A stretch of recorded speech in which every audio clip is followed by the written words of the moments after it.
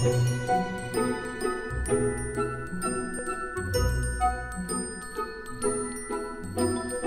romance and everything that is in the film is very, very strong, and it's a good, fun sort of storyline. It's quite heartfelt. I think it's quite sweet. I think the key is just connecting with them. Sure. There's definitely a big play on teenage relationships. Harry! There's Harry and Ginny. She actually has a boyfriend at the beginning of the film, Dean. See, well, they're only holding hands. He's very protective of Ginny in this one. And snogging. I'd like to leave. Harry is completely torn because he realises he fancies his best friend's sister. Quiet, please! Shut it! And then Ginny turns out to have feelings for him too. Merry Christmas, Harry. In the end, I think he sort of trusts Harry, and yeah, they're good mates, so if it could be anyone, Harry's sort of the best guy for it, I guess. Action. There's something else. Another secret of sorts. One of mine. There is a lot of the romance stuff to do with Harry, but it's mainly, I think, the story that everyone will, you know, really get into is the Ron Weasley Lavender Brown thing.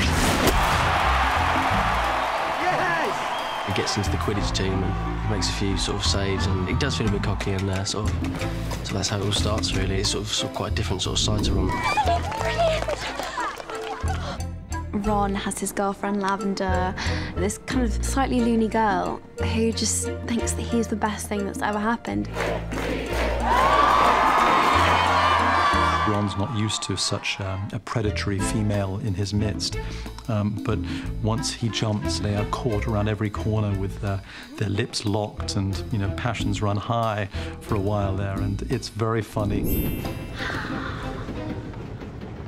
He doesn't really know what he's doing, really, because we sort of assume it's his first sort of relationship. That's my one. Excuse me, I have to go and vomit.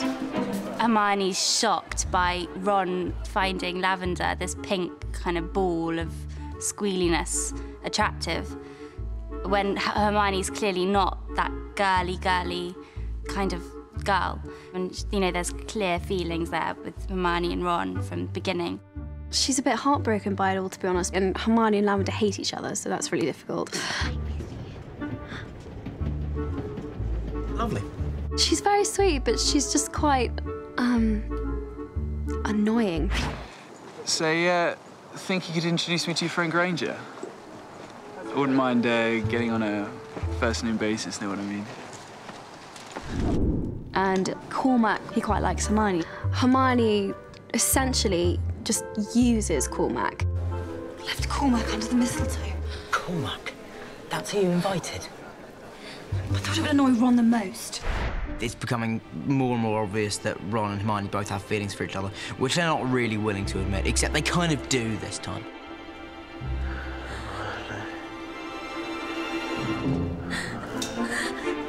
So I suppose it's a little bit more obvious in this one, because Hermione gets a little bit jealous this time, and I think that's sort of when they sort of realise, really. And obviously it sort of sets out for the the next one. Oh, to be young and to feel love's keen sting. It's much more just kind of like the trials and tribulations of love. These girls, they're gonna kill me.